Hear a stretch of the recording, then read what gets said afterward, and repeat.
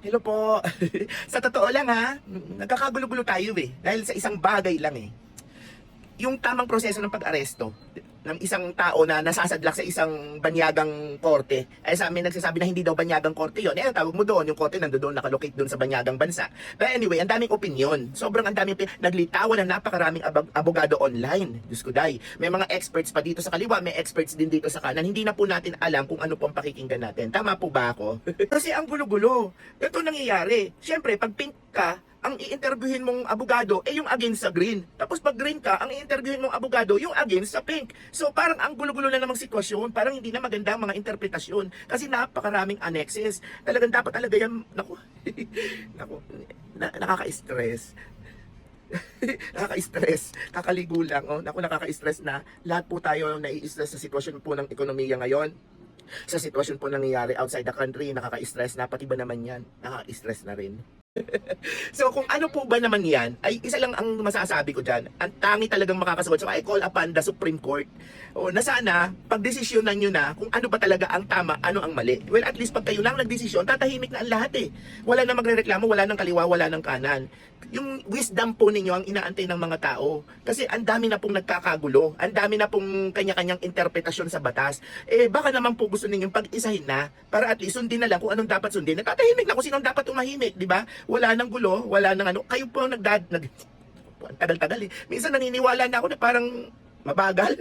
Ay, no, sorry po. Sorry po. Pero parang, di ba parang sa nangyayari ngayon, nakakainip na? Di ba dapat may magdesisyon na kung ano ang tama at saka anong mali? So, kung ako lang sana matinong, sana, ay nako, kung pwede lang talaga ako magpetisyon sa Supreme Court, nalinawin na, gagawin ko, kaya lang ako'y matanda na, kaya lang nakakaawa po ang sitwasyon ngayon. Nakakaawa sa totoo lang, nakakaawa na sitwasyon ngayon.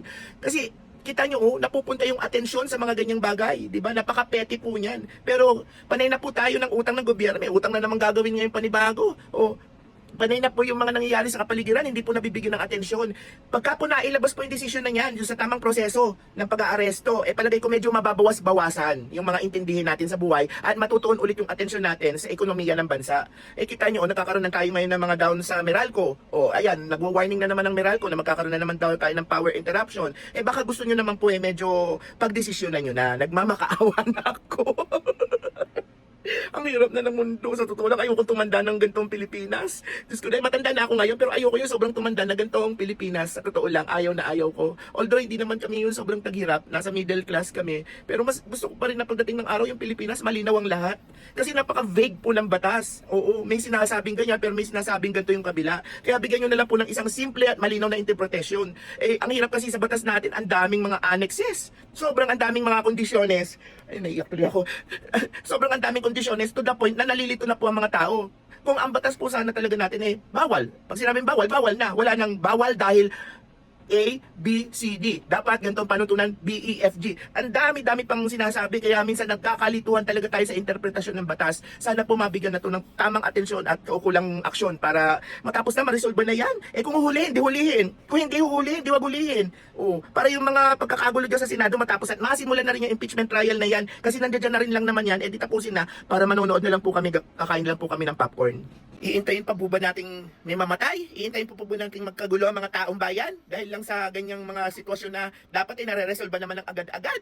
Baka naman po. Please naman po. Naku po. Ay, naku.